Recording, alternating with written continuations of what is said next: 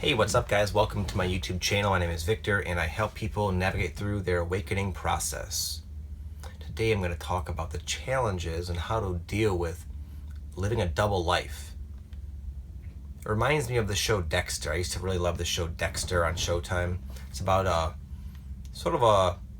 a good guy slash serial killer. He would only kill bad people, but he was a sociopath. Something happened to him as a young child and it screwed him up big time, and now he's like this really smart, calculated serial killer, and he can't help but kill people, but he only kills bad guys.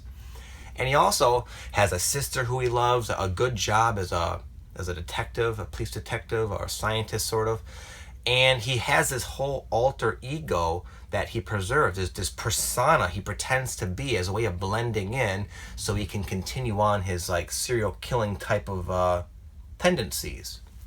And he struggles. He has this internal struggle of who he actually is versus this role he's playing. And he feels very isolated. He feels very alone. He can't connect with people but on the surface. And the props in his life that he's spent his whole life putting there are very shallow and unsatisfying to him. And he just feels very alone knowing he's got this secret, this whole other side of him that nobody knows anything at all about, that he has to keep hidden and sheltered, because if he was to reveal it to people, they wouldn't understand. They would lock him up, obviously. And I always liked that show because I identify with it so much. I felt like Dexter in so many ways. Is that in the sense that, and I know a lot of you guys do too, where if you were just to talk openly and honestly about what you actually thought about stuff with most of the people in your life, they would not know what to even make of what you just said to them. They would see you in a completely different light. And some of you have done that. Said, screw it, I'm going to be myself. And you see, wow, that doesn't go over well. People don't respond well usually when you start talking about ascension and aliens and extraterrestrial and light bodies and fourth density. They're like, what the hell are you talking about, man? I've had it where people just sort of like, you could tell they just hoped I would shut up, and then they didn't want to go any further into it, or people would challenge you on it. People would, my parents worried about me when I would try to talk to them about the Illuminati corrupting and keeping everybody dumb and whatnot. And it just didn't go over well. So, and the other alternative is just to not talk about it all, not to talk about your awakening and your self-transformation, all the amazing things you're going through, and the things you're experiencing, the things that you see very obviously would help other people in their life, and then you don't. You just kind of go and you play the role that you've become accustomed to playing, the character, and you play nice and you get along just fine and you blend right in, but then you're left alone. You're left just feel there's this emptiness that your relationships only have the ability to reach a certain depth, not anywhere near as deep as you'd like them to go. And you might have a lot of people in your life, but again, you just feel this loneliness. And this is one of those things that I hate to say, guys, comes with the territory of being a wanderer, a light worker, a way shower, a starseed, an indigo. You kind of knew this was going to be how it is. It comes with the territory of being a game changer, sort of rebel type of soul that did choose to come in and wake up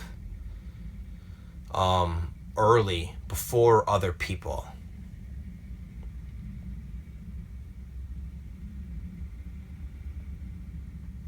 And I make these videos sometimes, many of them ideally offering simple, practical solutions, but this is something that I struggled with, and I still do in a sense. You might look at me and say, wow, you have a Lightworker wife, and some cool little indigo type kids. You're lucky. I do feel lucky. But as I expressed in other videos, I don't have any friends. I don't have any real friends, really. No guy friends, and I used to have a ton of them. I used to have a ton of high school buddies that I'll go rip it up with, and it was awesome. And in that sense, I feel very lonely. Some of you might have a couple cool Lightworker friends, but no soulmate, no twin flame, no person to share your life with, and you go to bed at night real lonely. But that is just the stage we're at now. Not everyone is hip to what's going on yet, but that will change. You can probably see the momentum going forward. More and more people you might have never suspected to be able to pick up on the waves of energy and the new information. You might be starting to see in some people, some seeds are sprouting. So things will change in the future, but in the meantime, it's what you came to do, man. There are pros and cons to everything. You could be unconscious, you could be like everybody else and have a lot of what seem to be deep relationships, but really, all it really is just characters associating with various characters, rather than the deep, intimate, sort of soul-like relationship that you long for. The whole ignorance is bliss philosophy. Apparently you didn't like that, and that's why you chose to go about it this way. How do you think John Lennon felt, or Malcolm X, or Martin Luther King, or Gandhi, or Albert Einstein, or Thomas Jefferson, Steve Jobs? These big influential people. They felt the same way.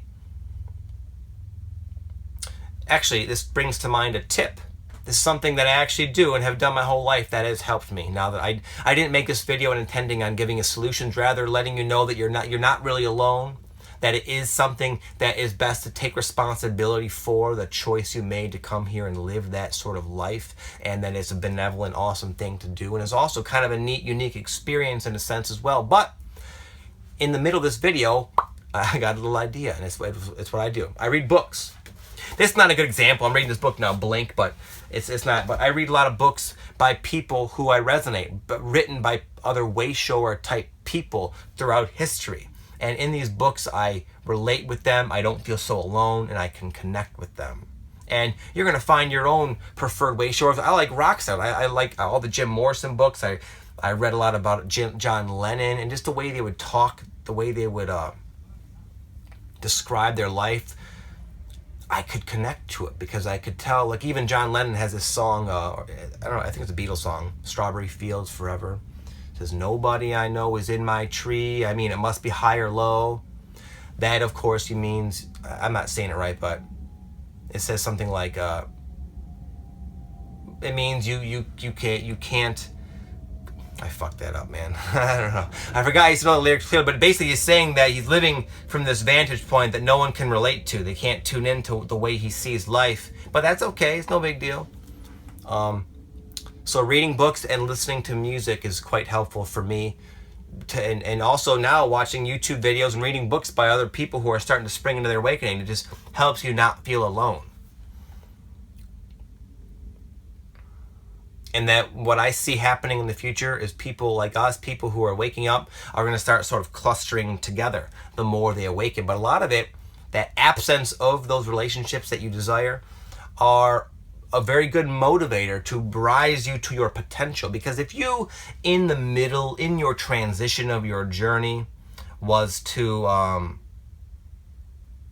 manifest the vibrationally compatible relationship, you could say right now, it would be perfect for where you are now, but you're growing so fast, and 6 months, it just might be messy. And it might be like it might not work. They might not be at your growth rate. So a lot of us are going through these growth spurts sort of solo. And once we kind of come into our own, I think a lot of you will find yourself with friends and relationships and companions that are a vibrational match that aren't going to just drift away because you're still growing too fast. And it's not to say you can't meet someone right today that's going to be on your path for the rest of your life. It's all different. But again, I find the best way to deal with this double life scenario is acceptance. It is what it is. There are things about my life I like, and there's things that I don't prefer, but the resisting of those things that we don't prefer just makes them worse and makes them more challenging.